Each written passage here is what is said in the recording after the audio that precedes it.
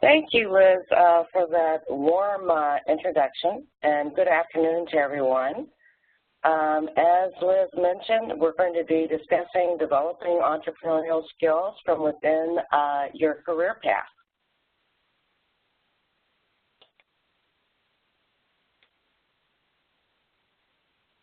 And our agenda for today is, first I'll tell you a little bit about myself.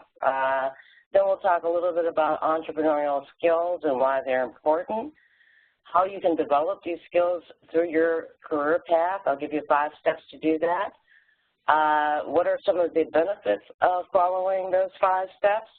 And then some things to kind of watch out for.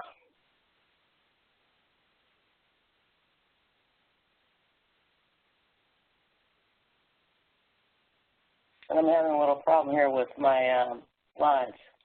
Hold on a second. There we go. Okay. What's my journey?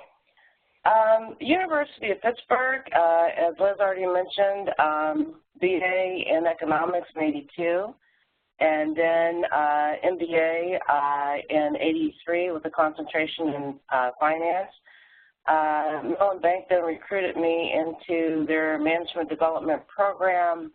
I had a short stint as a financial analyst, and then went into those positions that I really was hired for, which was to be an operations manager, and I managed several different positions. Then from there I moved into product design. It was a brand new group, and what we did is we developed new products and services from the ground up in the commercial and corporate banking groups. And that entailed, coming up with the concept, the idea, the strategy, the structure, the operating areas that were going to be supporting it, leading major cross-functional groups of systems, operations, product, et cetera, to actually roll out these new products and services. In addition to that, any new technologies that were coming around, and again, this is many, many years ago, like chips and cards, or beginning to image checks and send the electronic images as opposed to sending them physically. Any major bank regulation that was going on, that group took on, et cetera. And then moved to the West Coast and began working for Wells Fargo in Southern California, did business development and sales, again, corporate and commercial banking. Went from there to a relationship management position, and at that point, you also have responsibility for the lending relationship as well as for the entire profitability of your large corporate customers, cross-selling all the products and services to them. And to give you an example, I had customers like Dole Foods and Disney, Hilton Hotels, AT&T on the East Coast, et cetera. I then was tapped to move to Chicago to lead the Northeast team. Both the Northeast team and the Midwest teams were housed in Chicago, and so I was leading the Northeast relationship team, so I spent a lot of time between Chicago and New York. And then I was tapped to move back to the West Coast to San Francisco. We were starting our brand new digital channels group for the business banking side for, again, commercial and large corporate. And this, of course, is back in the early days of the internet, particularly for banks. This is back in the 90s. And so this was starting that group from scratch. I was able to get on the ground floor and began developing a lot of different areas in support of that group. So, the customer care group, customer service and implementation in a real-time internet environment, user experience group I started from scratch, a sales group, et cetera. And what that entailed is coming up with, the overall concept, what the processes were going to be, what the folks were going to do, hiring the people, training the people, managing the group after it was put together. After that, I was tapped to move out of the digital channels world and really look at the wholesale bank as, in its entirety and figure out how to bring that voice of the customer within our organization into our sales process, product, service, backshop ops, etc. And I developed a brand new customer research team, spent a lot of time doing ethnographical research, and again, gathering that information from our customers, actually going on site, spending time with them. Also developed a consulting team that helped our customers with their business processes, particularly their financial processes and those that interface with the bank. And this group also helped our internal banking departments with their various business challenges. I had the largest training group under my responsibility outside of the credit training group, and that was Treasury Management University. And this group not only did Treasury Management, but also all the different wholesale departments developing training and doing the training, whether it's through live or webinar, etc. And I was tapped to work on really what became one of the largest bank mergers, which was Wells Fargo and Wachovia, to work on the integration process and put together or help put together the wholesale merger program office, and then lead very large cross-functional teams through that whole integration process, again, for that particular office.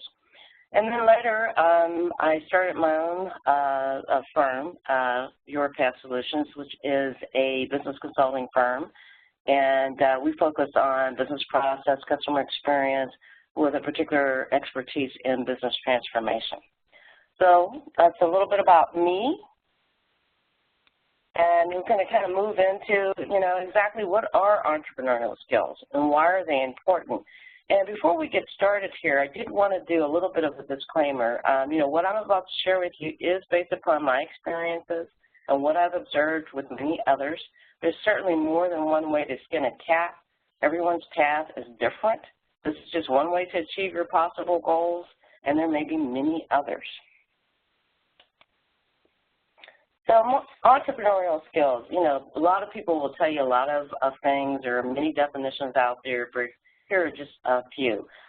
Functional expertise. And so here we're talking about, some core functions, whether it's sales or finance or IT, those types of skills.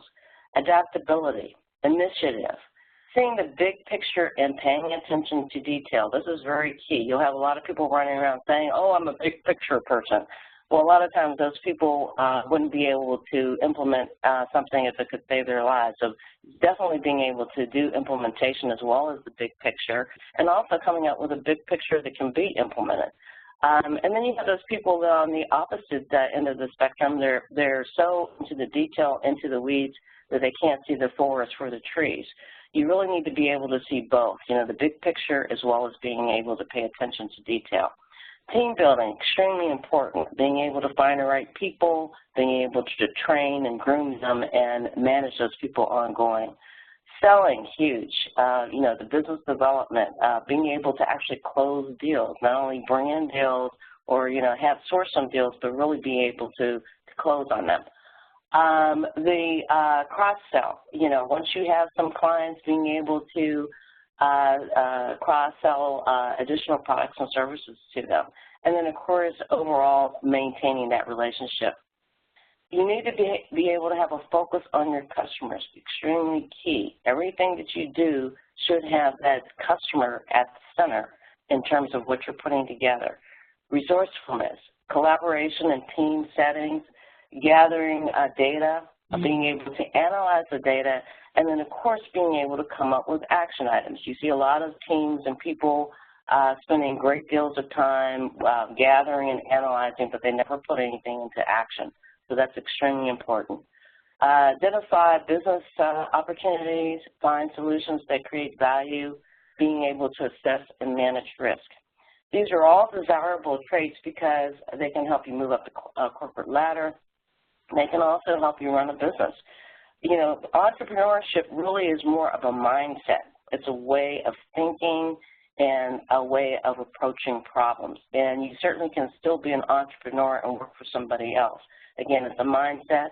It doesn't mean you have to go out and do a startup, right? So, but you certainly can.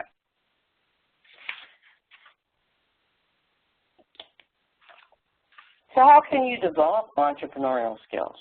One way to do that is really just to have some diverse working experiences with roles of increasing complexity and level of responsibility.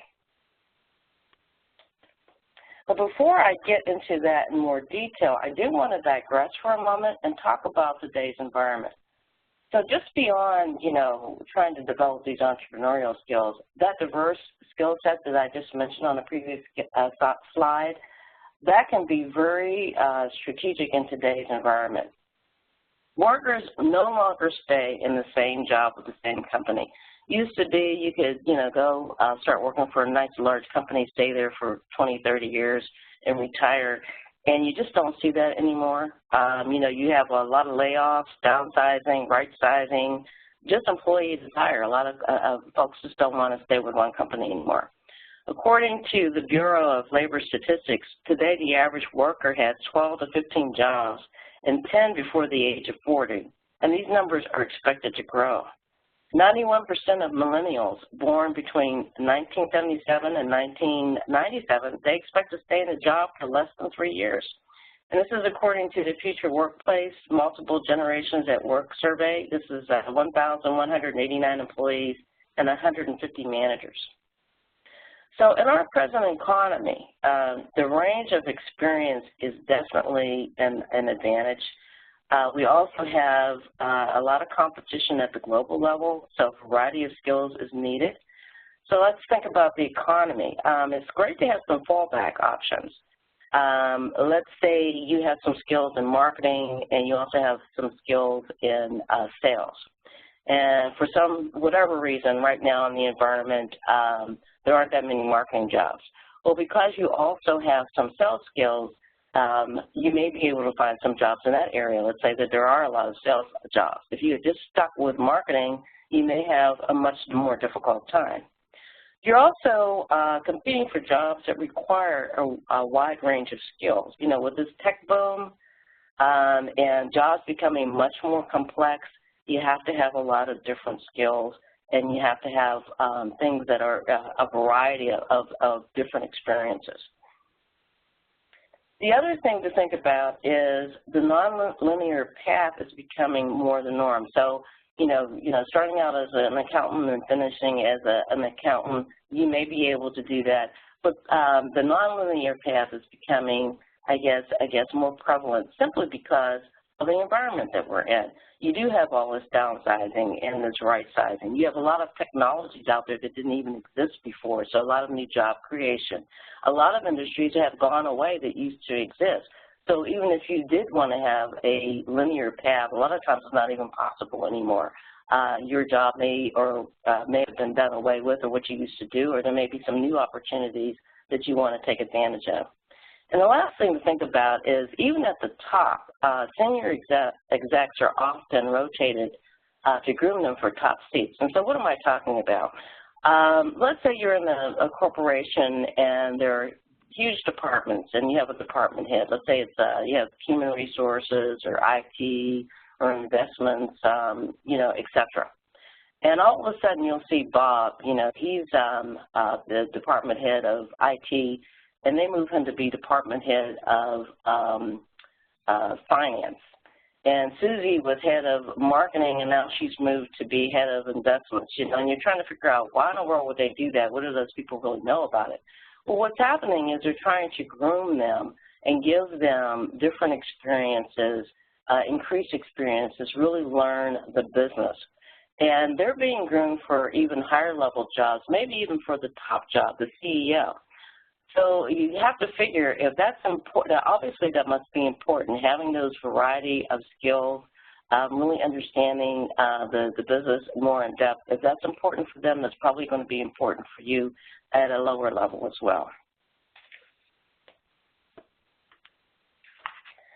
So let's talk about how to develop these diverse entrepreneurial skills through your career path. And I'm going to go through 5 different steps. First, you want to seek out roles where you're going to learn the core business functions. So many of us are kind of unsure of our interests when we first come out of school. You may know you want to do something business related, but you're not exactly sure what. Maybe you think you know what you're interested in, and say it's marketing, accounting, whatever, and then once you start working in those areas, you discover it's not really for you. That's all very common, but your first jobs can be the building blocks of your skill set and expertise. They can have a very significant influence on the rest of your career. And this really is your time early in your career to explore different areas and create a foundation of experience. It's much easier to do this earlier in your career than later in your career. Even if you're in a job that doesn't fit well, it doesn't fit with your original plan, it's not of keen interest, it's still a learning opportunity, and the skills you develop may come in handy much later. So what are some of the examples of core business functions? And every company is different. They may call it something different. The roles underneath each one of these may be very different. However, just for the sake of argument, I've put up here operations, IT, sales, marketing, production, etc. And underneath each one of these groupings, there are multiple roles. So for example, under marketing, you may have media planning, brand management, communications, digital marketing, direct marketing, etc. Under IT, you may have the help desk or PMO, network management, database management, etc. Ops, you may have backshop processing, accounting, finance, etc. So again, getting your feet wet in some of those core business functions early on is going to be a great foundation for you. Also, frequently, YurPath can develop key proficiencies for other aspirations. So as a result of developing certain skills, this puts you in the way of other opportunities that you may not even have realized or can be useful for other career goals. So I'll give you a personal example. I had spent time developing skills in operations management, in product design, sales, business development, etc. And that led me to being selected to be on the ground floor to build the bank's business internet site, that digital channel for both the corporate and the commercial bank. And I, at the time, actually was in Chicago in a relationship management job, but people knew me, knew that I had this varied skill set. And for the digital channel job, they were having a very difficult time trying to fill it because they didn't have anyone who had that variety of skill set. They really needed someone who knew not only the back shop types of things and product and ops and so forth, but also had that customer facing experience with sales and business development, relationship management. And most people that they saw were very vertical. You know, I know something, I'm a techie, or I know something about product, or I know something about ops. They didn't really know a little bit about that whole circle that I just talked about. So folks knew me, knew I had that. They recommended me for the job, and, you know, immediately was able to kind of take advantage of that. And once I got into that digital channels, it also put me in the path of business transformational roles, which is ultimately what I really focused on and became my niche. So kind of moving on, where possible, find companies that enable movement from within. So I'm not suggesting here that you stay with the same company for 20 years, even if that's possible in today's environment. What I am suggesting is you try to stay with a company for at least a couple of roles, if you possibly can. And here's the reason why. First of all, it reduces the need to change companies as frequently to obtain some experience. You don't have to go through the strain of a job search and learning a new organization. You also are able to increase your credibility within the organization and expand your industry knowledge. And that's going to be very key to everything else I have on the slide. Having people get to know you and the quality of your work, you know, becoming known and trusted entity is extremely important. So again, being in this same organization, it enables promotion within the same company and demonstrates progression. If you stay with the company long enough to add value, become known, it increases the likelihood of promotion. This is always a key indicator that hiring managers look for. You know, as a hiring manager, it's important to see on a resume that you perform well. and this is often evidenced through a promotion. It enhances your ability to move in different position types. So again, like I said, you want to try to get this varied experience. So it's often easier to obtain a job in a different function within your current company than trying to move to a different company. Again, your known quantity, people seeing your work, people can vouch for you and recommend you. They also are going to be more willing to take a chance on you. So let's say, you know, you're in a sales job and now you want to go into a product job. Again, that's a totally different function, totally different set of skills, but you may have had an opportunity to meet some of the people in product. You may even work with them. Again, people kind of get to know you and may be able to recommend you to the hiring manager more willing to take a chance on you. Also, many companies want to hire and promote from within. This is going to be a much harder sell if you, you know, try to do this moving from one company to another. So you're in sales, now you want to go to product in another company and you're applying for that position.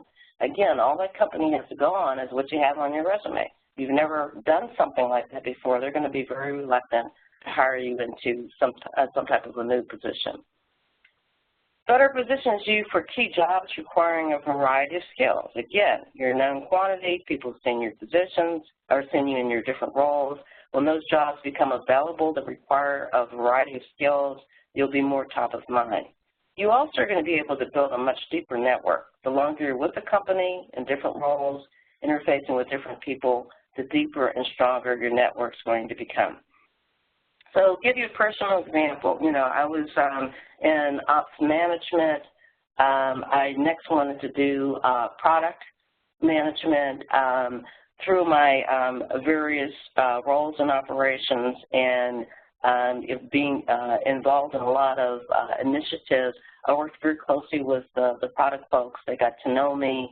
I was able to help them figure out some features and functionality and some additional things that they could potentially charge for, pricing strategies. They even made sure I got an award for some of the things I helped them work on. And as a result, when the product design group was formed, they recommended me to their department head for that particular position. My management also was willing to recommend me simply because of the work I had done for them. So again, having, you know, that deeper connection and having been around a little bit longer enabled me to kind of move into the next thing that I was interested in.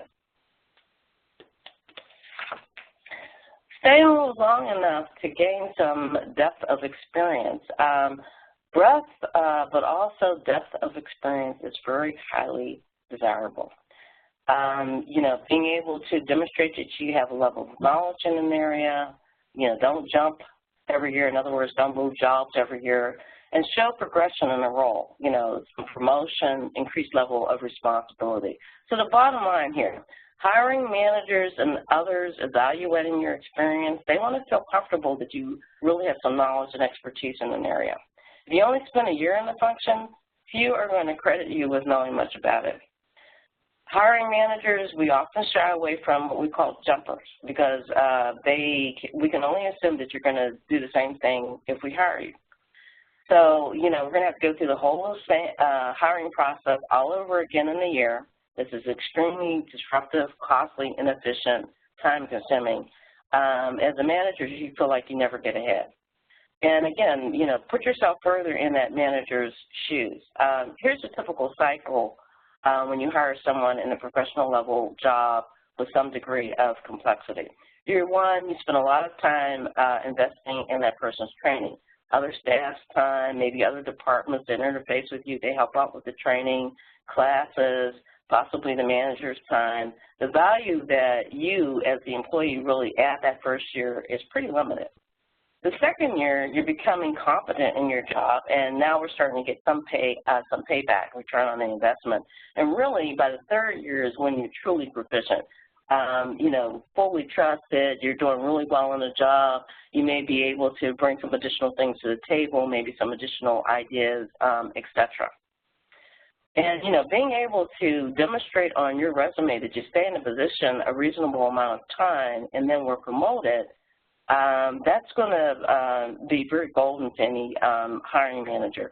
I'll give you an example. I started a group that was really more on the customer research as well as some process engineering. So this group did a multiple of things. I needed people that were very analytical, understood process, understood various areas in banking, but also could kind of think out of the box and do, ideation and more creative types of things. And as you can imagine, it was hard to find people with both sets of skills.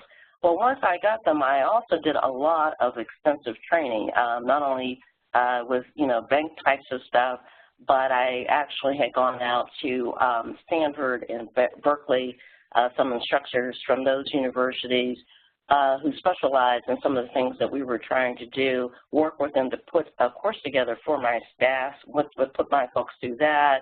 I sent my staff to film school because we were using film to kind of bring home our point. So, sound, visuals, storyboards, film editing, etc. There's such a variety of training that went into this individual, particularly that first year. And normally the first year, the person really wasn't able to do a whole lot because they were doing a lot of learning. By the second year, now they're starting to get a little bit more competent, and really it wasn't until the third year that they were, really kind of off and running. And I had a gentleman that worked for me, very seasoned, really argued with me back and forth about, all the things he had to do, and, he just thought that, this is kind of, why am I having to learn all this stuff? But, once he was really there for it into his fourth year. He says, what, Kim, I have to apologize. It really wasn't until I was like halfway through the third year I was in your group that I felt like I really knew what I was doing. We had progression in that group. You could go from, normally had you kind of assisting a team lead initially, move into a team lead position. Would consider that, after a couple of years. So again, you could show that progression. And I'll tell you, everyone was always trying to steal my people.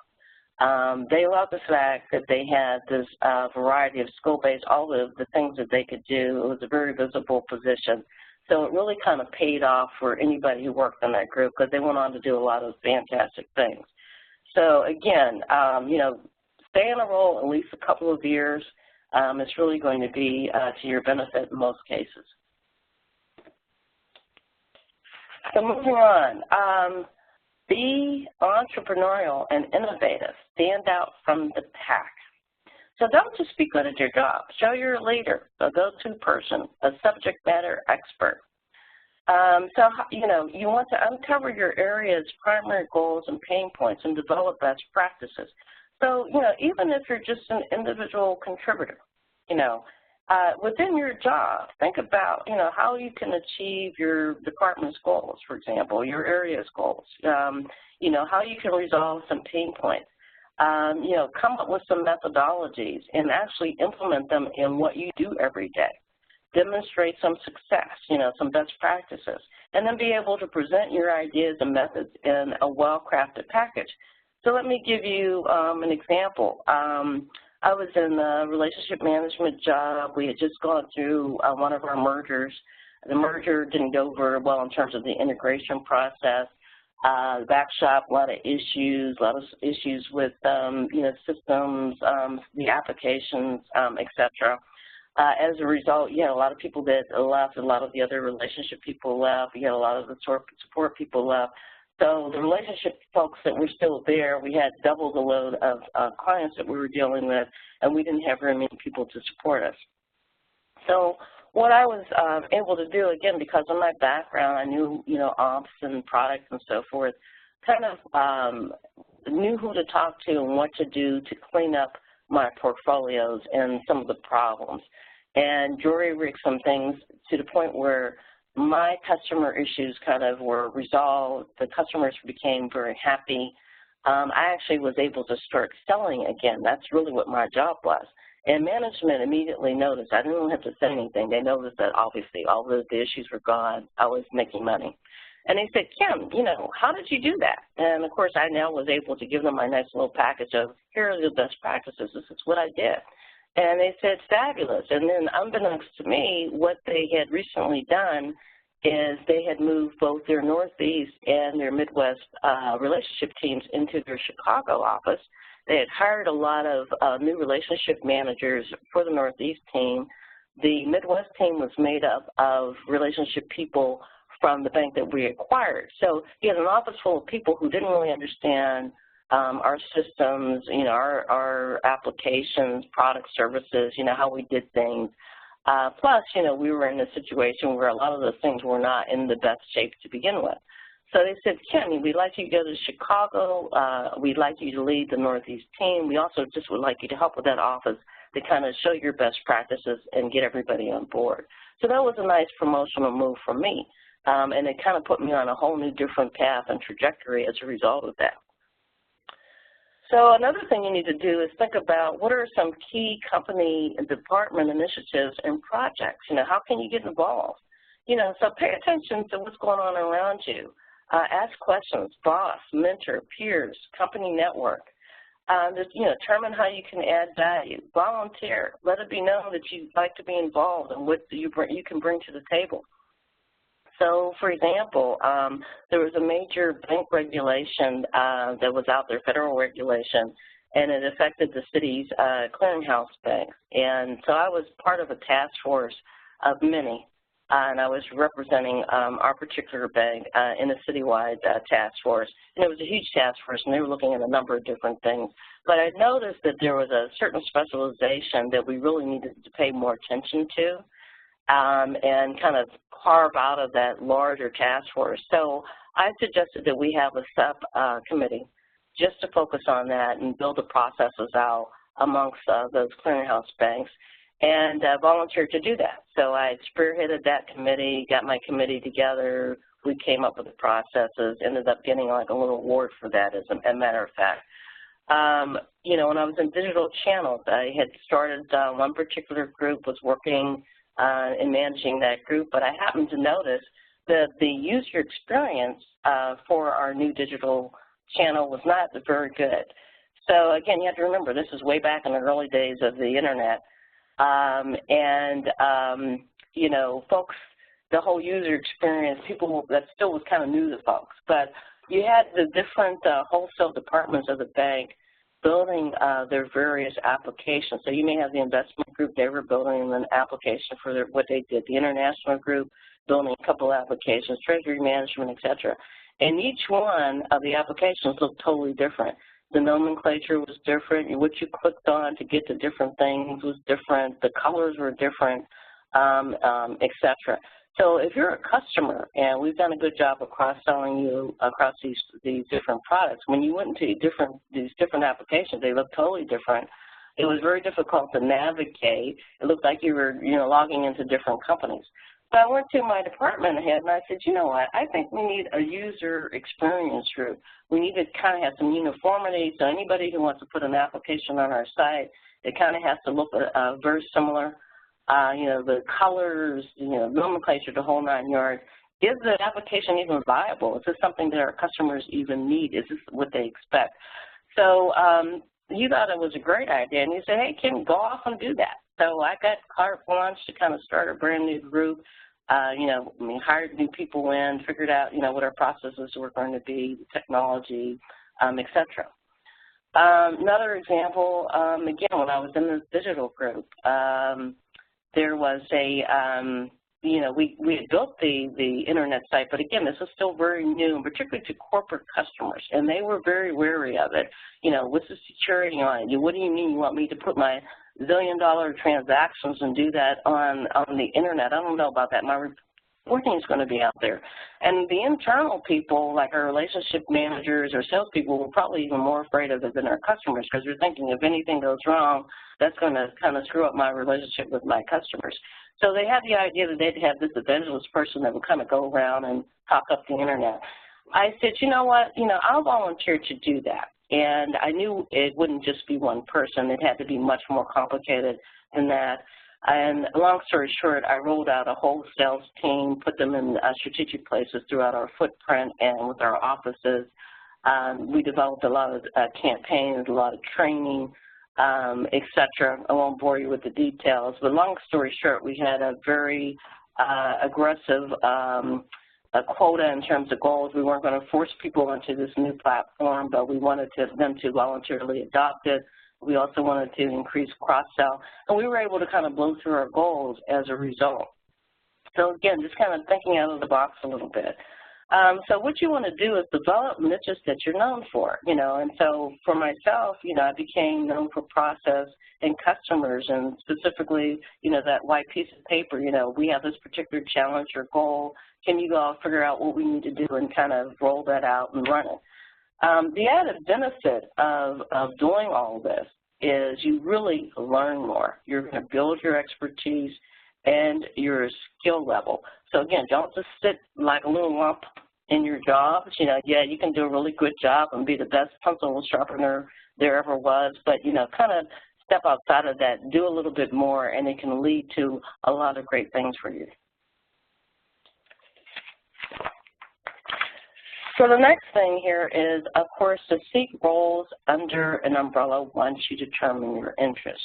And the bottom line here is, after you've done your initial building of core experiences, determine those niches that most interest you and where you'd most like to focus. So as you progress in your career, more attention is going to be paid to your expertise in niche areas as well as what your overall experience is. So start thinking about what your specialty is or what you'd like it to be, your sweet spot, what makes you stand out and unique. So when you're creating these umbrellas, what you're doing is really just determining what areas really interest you and then going after roles under those particular functional areas. So let's give you an example. Let's say that your umbrella is marketing. You really think you want to do stuff in marketing. That's going to be your niche. So you need to kind of look for jobs that are in branding, communications, media planning, maybe direct and digital marketing, maybe even customer experience, et cetera. You may want to think about contiguous expertise. So like sales and marketing kind of go together. So you may want to look at the roles that we just talked about in marketing, but also in sales, maybe business development and relationship management. Some other contiguous expertise groups you may want to look at, like IT and ops go together, or IT ops and product development go together, et cetera. So again, as you get a little further along, get some of those core functions under your belt, start, figuring out what a niche is really going to be of interest to you. So what are the benefits of these 5 steps? Well, these 5 steps really can be a benefit for any of these goals. Moving up the corporate ladder, we've talked a lot about that today. Having this diverse skill set raises your perceived value. You're going to be more likely to be on a short list of candidates for senior and complex roles. So the more senior the role, typically the more skill sets you need, the more varied skill sets you need. Develops a deeper network. Again, because you've worked in various capacities, you're going to know a lot of people, and these people can inform you of opportunities that are out there and maybe recommend you for those positions. Joining a startup. Well, you probably already know this. This is very much a roll-up-your-sleeves environment. You often have to perform many different roles. That varied skill set is a major plus. So if you can come into that environment, you know how to do a lot of stuff, they're going to just love you to death. Expertise is often missing in certain areas with a startup. So maybe they don't know how to do marketing, or they don't know how to do finance, whatever have you. And that may be one of the umbrellas that you've chosen. Those roles that you have, you've had a number of roles, you have some expertise there. You can come in and fill that particular gap for them, as well as do a bunch of other stuff. So again, you're going to be very golden in that particular environment. Starting your own business. Again, you've hopefully gotten some of that core business function knowledge that we talked about, and this can be the foundation to start and run your business.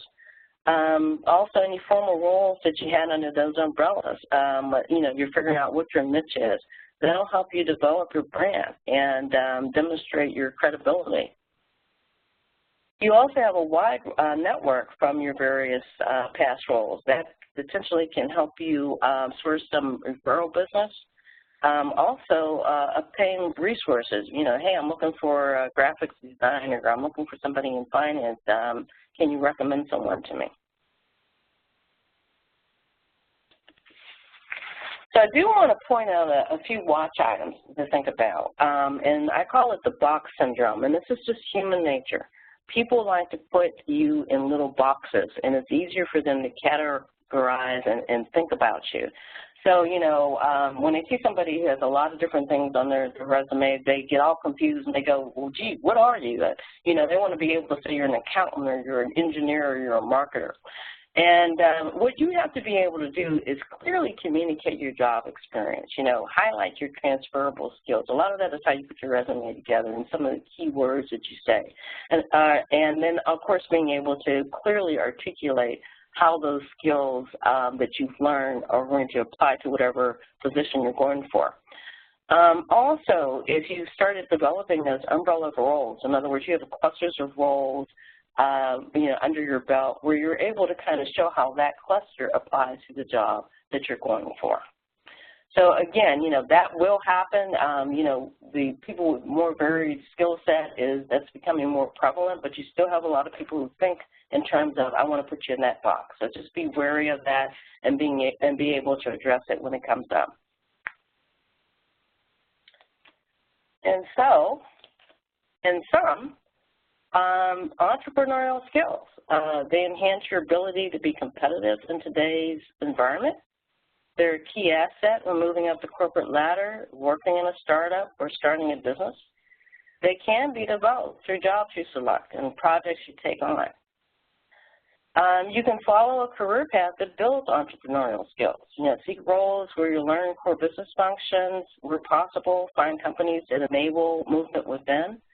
Stay in roles long enough to gain some depth of experience. Be entrepreneurial and innovative in your roles. Stand out from that pack. See roles under umbrellas once you determine your desired niches. And then, of course, last, you know, watch out for that box syndrome. Just be able to address that when it comes up. And that concludes our presentation today. Thank you. Thank you so very much, Kim. As I was listening to you, I was thinking, you mentioned human nature and how easy it is for all of us to fall into that day-to-day routine of just doing my job, but how really important it is to stand back and to inventory your entrepreneurial skill set and to be really deliberate in building that skill set. So I really appreciate your comments and your insight. At this point, listeners, we're going to turn to questions. If you have a question about any of the material presented this afternoon, please submit your question by way of the question and answer tab. If your presentation is full screen and you wish to submit questions, you will need to exit the full screen view and return to the WebEx event window before you will see the Q&A tab on the right-hand side of the screen. This is indeed the last of our 20th anniversary webinars. If you've missed a webinar, I encourage you to go back and listen. You can find our previous webinars at our website, cba.pitt.edu/20, or you can listen to a podcast version on SoundCloud. So now we turn to our questions. The first question comes from someone who's wondering, what do you do if you're in a very small company and there really are no other roles to move into? How can you still be developing that entrepreneurial skill set? Well, one of the things you can think about doing, and again, it depends upon your environment and how receptive people are too, but you may want to create something new.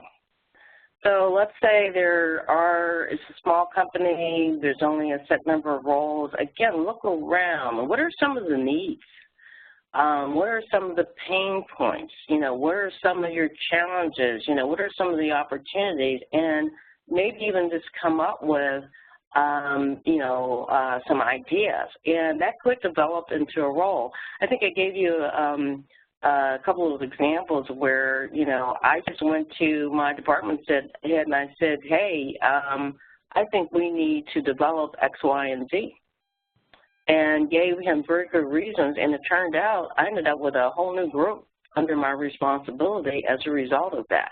So again, you know, sit back, really look at your environment, where can you add value, and, you know, you'd be surprised. Sometimes you may even develop something new for yourself, or at the very least add on some additional responsibilities to your role that'll give you a bump up. Our next question probably relates to your experience when you started your own company. The question is, how do you find a strategic partner who you can work with and know that the strategic partner isn't interested in just sort of stealing or appropriating your ideas? That's a very hard one. You know, at least out in this environment, there are a lot of different organizations, and when I say this environment, I'm sorry, San Francisco Bay Area, where they actually will help you connect with various partners. There's various think tanks out here. A lot of them are connected with the universities, and they'll kind of help young entrepreneurs find the right partners. And they're all you know, pretty much screened, and, you know, so you don't have that type of thing. You know, one of the things you want to do is just kind of guard, you know, think about some, you know, talking to an attorney, you know, how you set things up.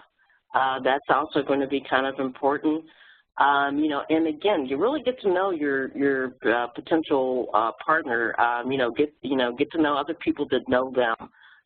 You know, try to, you know, kind of gauge that individual. So a lot of that also is going to be based upon your gut. But again, I would maybe look for some outside help in terms of finding my strategic partner in the first place.